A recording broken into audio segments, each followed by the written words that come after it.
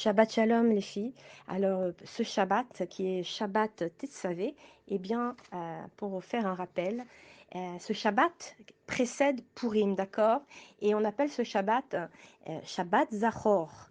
Et il est très bon donc pour ce Shabbat en tout cas d'aller à la synagogue pour entendre la lecture complémentaire de la Torah qui commence ainsi par Souviens-toi de ce que t'as fait Amalek en chemin à ta sortie d'Égypte. D'accord? Donc, cet Amalek nous a fait énormément de mal et il est encore présent, d'accord? Et il nous a attaqués à la sortie d'Égypte et il continue de nous attaquer et nous mettre le doute dans notre esprit.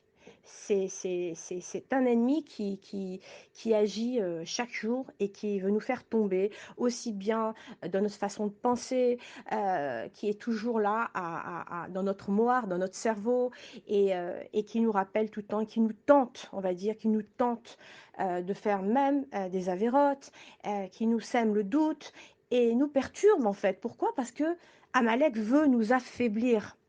Il veut nous faire oublier notre identité, notre essence, qui nous sommes. D'accord? Et donc, nous devons lutter de toutes nos forces, justement, contre Amalek, contre la confusion et le doute qu'il crée en nous.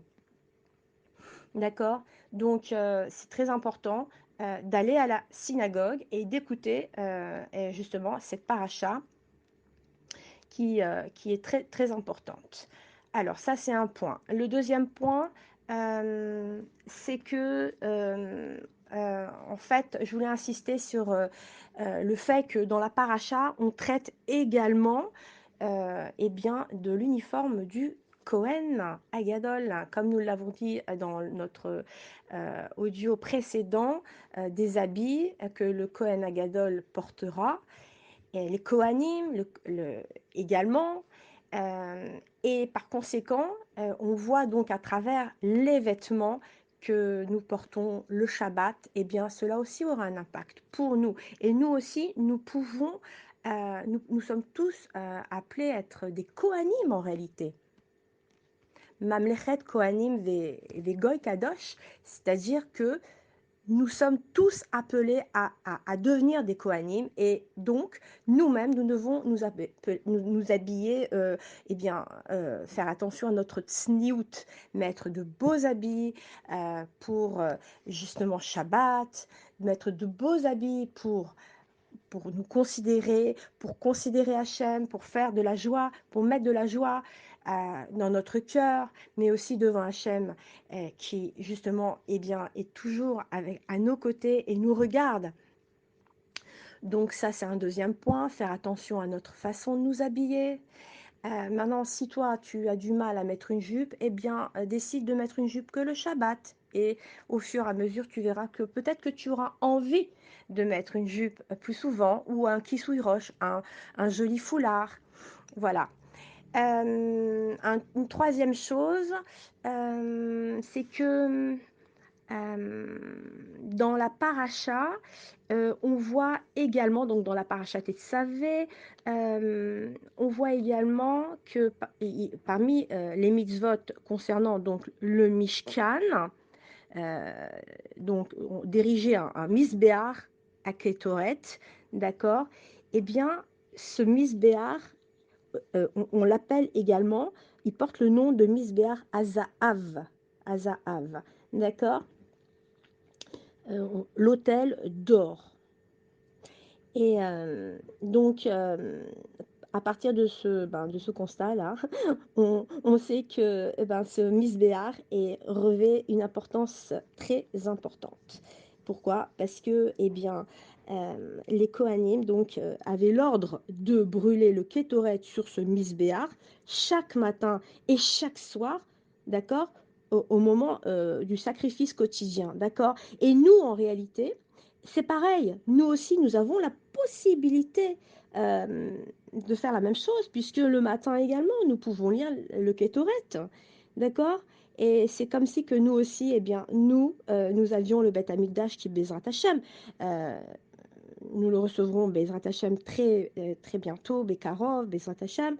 Et donc, Il faut savoir que la Kétoret, eh bien, est la plus aimée d'Hachem. Hachem nous dit, de toutes les offrandes, le Kétoret est la plus aimée. D'accord? On sait que, bon, toutes les autres corbanotes euh, expiaient donc des transgressions, d'accord?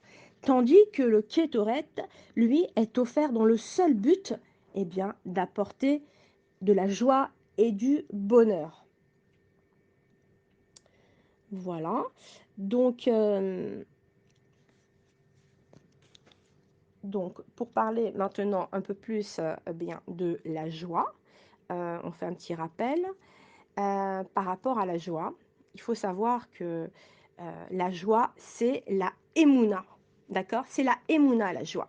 Et quand maintenant, on va prier, on va prier avec un cœur entier, avec un cœur complet, et bien avec une grande émouna envers Hachem, d'accord?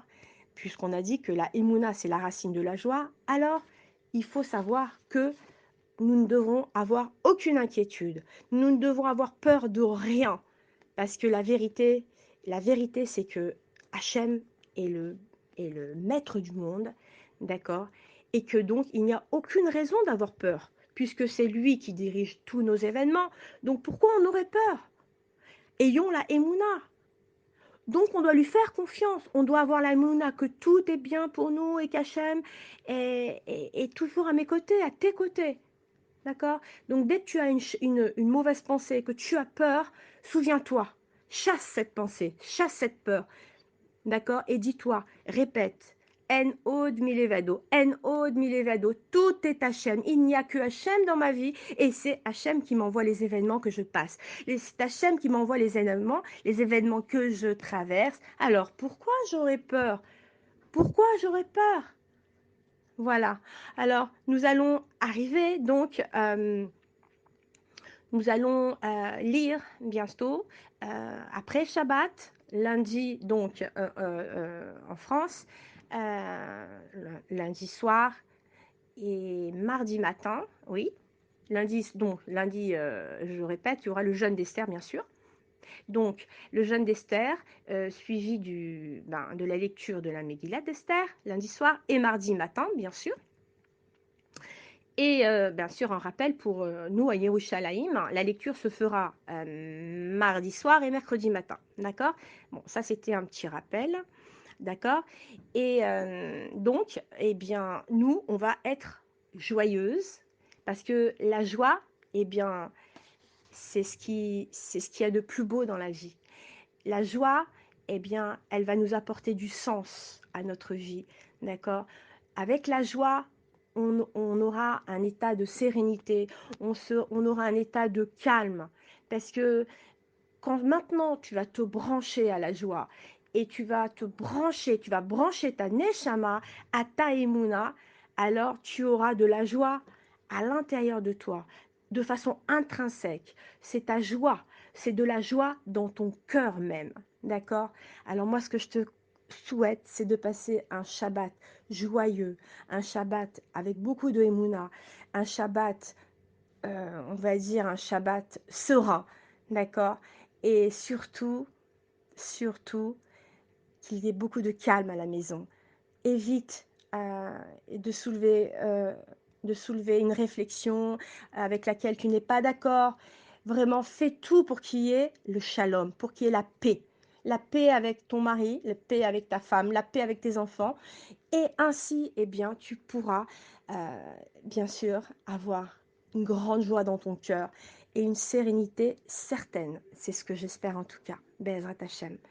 Alors, je te dis Shabbat Shalom, Mevorach, et n'oublie pas d'être joyeuse avec une grande émouna, parce que vraiment, la émouna, eh bien, c'est la Géoula, et la Géoula, c'est la émouna. Et la Géoula et la émouna sont la joie. Bezrat Hashem. Shabbat Shalom.